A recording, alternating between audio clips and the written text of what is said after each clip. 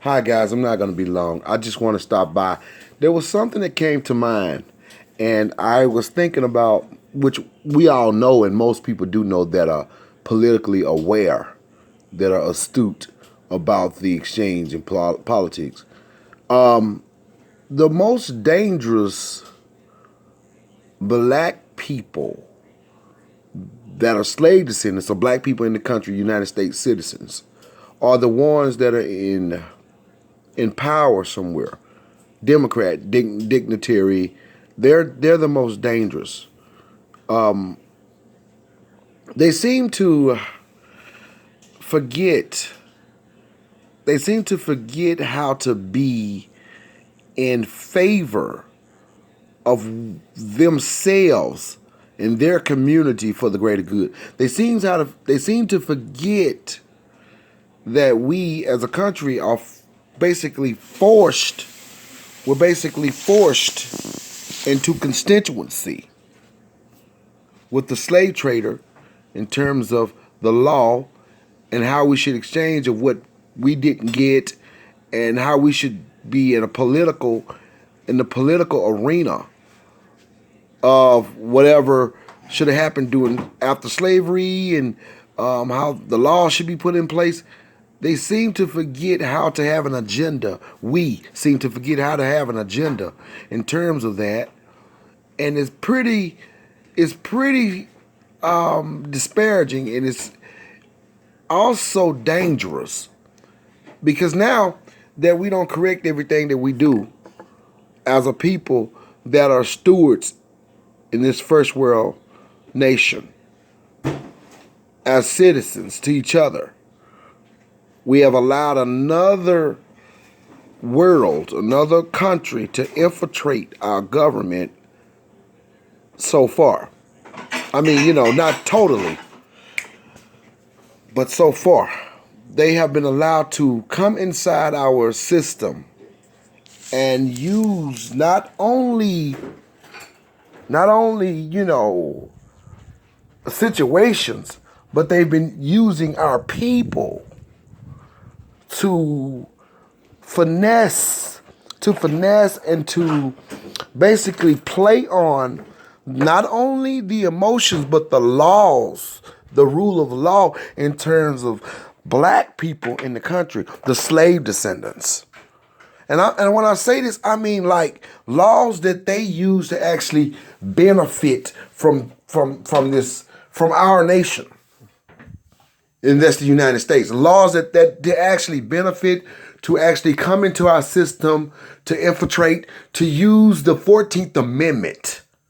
Okay, let's talk about the 14th Amendment. The 14th Amendment real quick. Let's say this. The 14th Amendment, it was in 1860 something, I believe, was implemented into law due to the fact that slaves and the descendants of the slaves needed to be made whole on in terms of law, as citizens.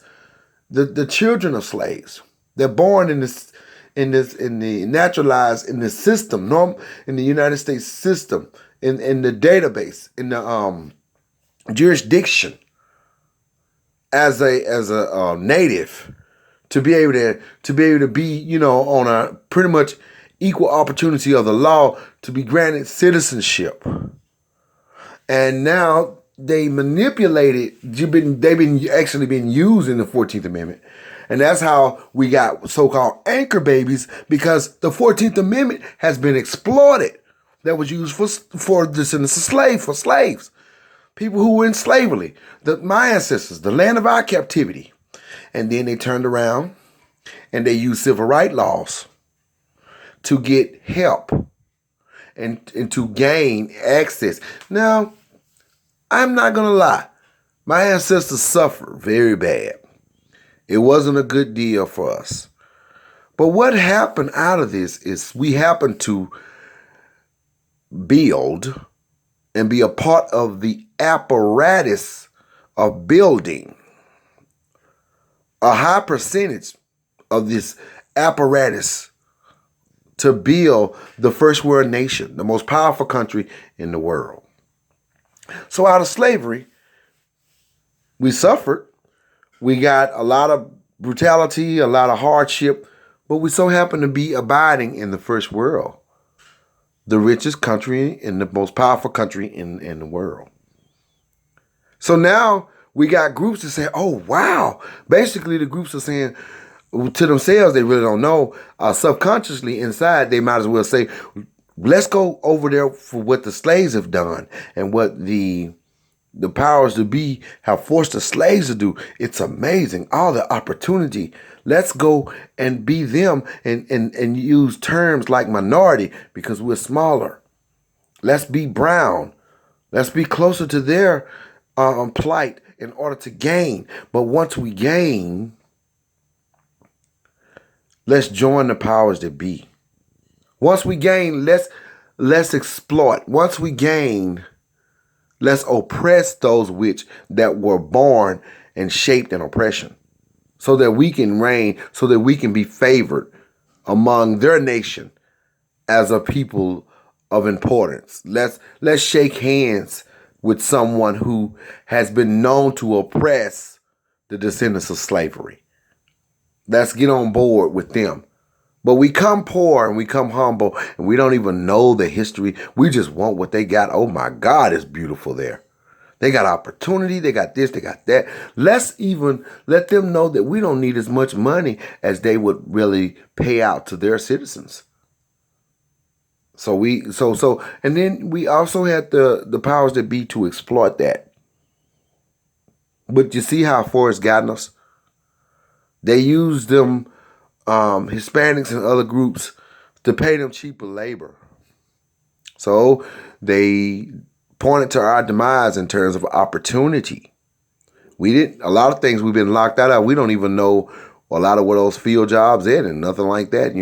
All that, the business camaraderie on that was introduced as an incentive to Hispanics and stuff to have a better life, so to speak.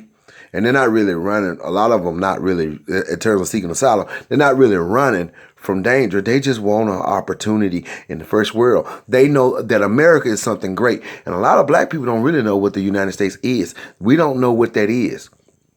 This has been beneficiary. This is like a freedom for everyone. Coming here is like a gold strike. It's like winning the lottery almost, like hitting the lottery. It's like a place to come to actually explore your dreams. That's why they got the dreamers. They call Dr. the dreamers. But now we are the real dreamers because Dr. King talked about, I have a dream, and they use that also. They've interpreted that. But the American dream is what people come here for. And they learn to do it illegally due to the fact that we border laws. So now it's not just affecting us, it's affecting the whole nation. It's affecting white people. People that are native to the country and that have been in the country a long time. It's exploiting them also. Now that these people don't know when to stop, they don't know what to do. So black people that are in authority are looking to protect these people. But they have black people that are in authority and mayors in all these cities are black coming out, which is disgusting. They have not looked at this in methodical. They have not cared to look at it because they have a seat in government and they have like a position and they have a certain salary and they don't care about the masses in terms of suffering and unequal opportunity. And this is basically a traitor that does this. And basically now they're practicing communism in terms of the law, rule of law. They're going against the rule of law. And they're telling these people to fight back to the federal agents. That's very dangerous, that you would embolden a group to fight federal police.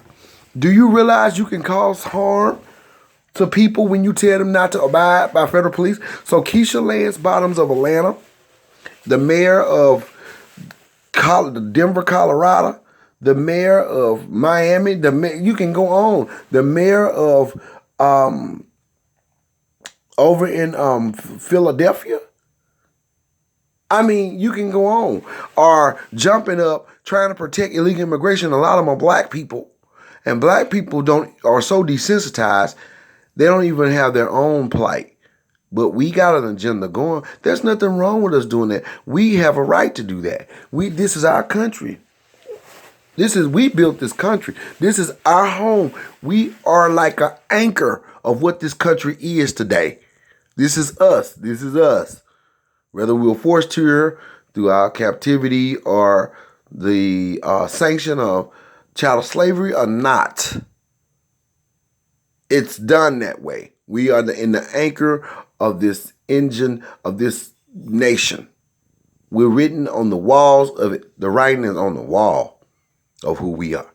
Even if people try to cover it and don't want to talk about it, because unfortunately, people that were born into slavery were to be used only solely as a product and a means for someone else's pleasure and survival, like a tool.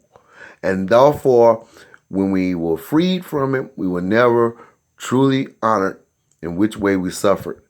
We never got the things that had us enslaved, and that means wealth and land and stuff. What they traded slaves and rented slaves out and got money and wealth. We were never offered that in order to catch up in terms of being equal and having equal opportunity as the Constitution states and first-class citizenship.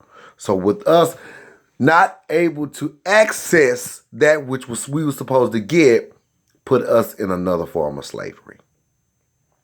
And that means economic slavery and the slavery of wealth. So now other people come here and they can exploit. And do you think I want to go and help them? And no, I don't hate white folks. I'm talking about the history of what happened to us in a country. This is the real nature of something. So be careful out there, mayors, before you look foolish. Thank you for joining me.